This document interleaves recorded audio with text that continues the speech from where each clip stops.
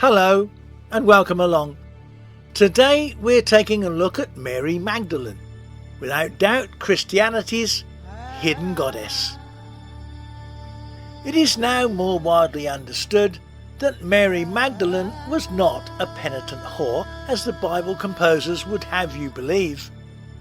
A deeply spiritual high priestess in the temple of Isis in Egypt, this lady quickly became Jesus' soulmate and then his wife. So we know that Jesus was not a son of a god, he was a higher evolved spiritual man. Jesus had spent many years with the Essenes or Essenes, a group of spiritual and natural healers who always dressed in white.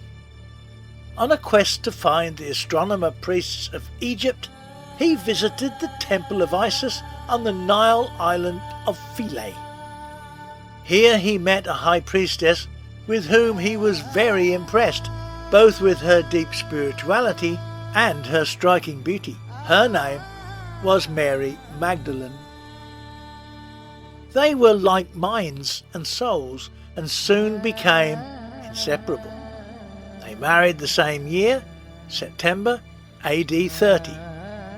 And only as the full wife of Jesus could Mary have anointed both his head and his feet with sacred ointment.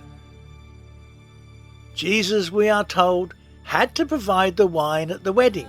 According to the tradition, it was the responsibility of the groom. Jesus and Mary prepared for his mission to preach to the people. He recruited over 70 disciples, many of whom were female, all of them ignored by 4th century Bible composers. Peter and Paul, Jesus' closest male disciples, well, they despised Mary. They had a low opinion of women. Many times they questioned her standing and authority. Mary remained, though, alongside Jesus during this time, always present, constantly assisting both spiritually and as his wife. In the Gnostic Gospel, the Pistae Sophia, Mary Magdalene is quoted as saying to Jesus, "Peter makes me hesitate. I am afraid of him because he hates the female race." And in the Gnostic Gospel of Thomas, we find Peter saying, "Let Mary leave us, for women are not worthy of life." It is obvious that Mary is second only to Jesus, not Peter.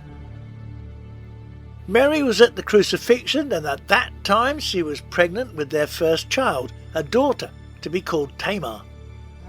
Now Jesus did not die at the crucifixion, but was removed from the cross prior to death, and he was given intense healing by his friends, the Essenes or Essenes, and Mary. Mary walked to the garden the next morning and was met by an Essene healer, dressed as usual in white. She looked to a nearby cemetery.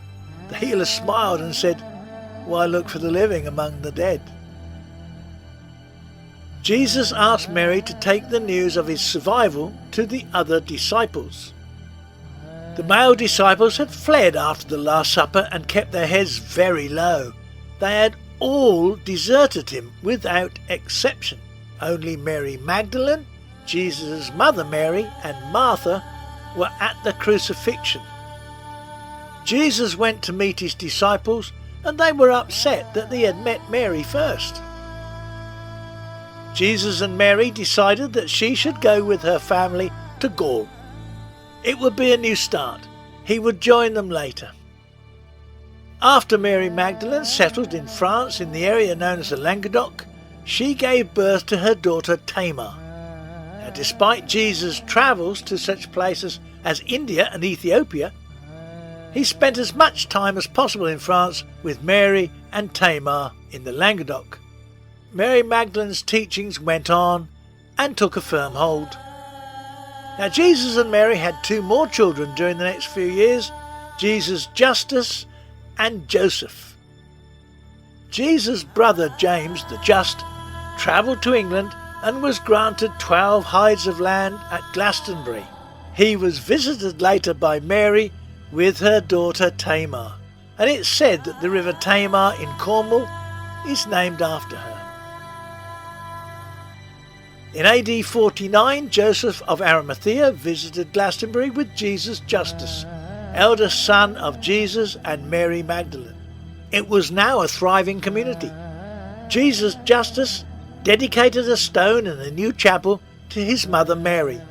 It is still there today. It is not, as the church will tell you, dedicated by Jesus Christ to his mother, the Virgin Mary.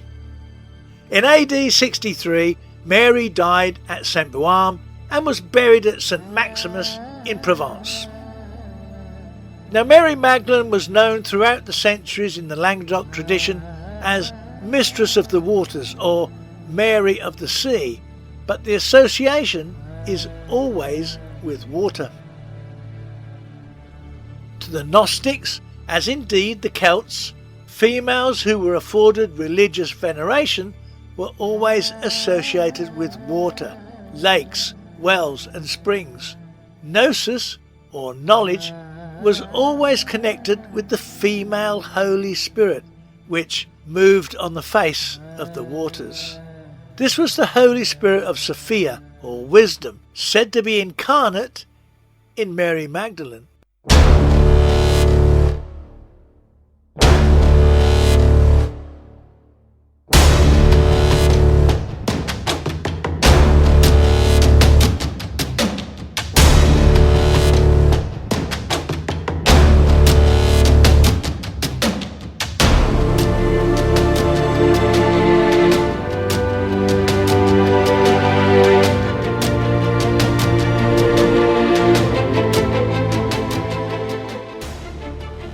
Look out for more videos on this channel, and until we meet again next time, from me to all of you, be good to each other and see you soon.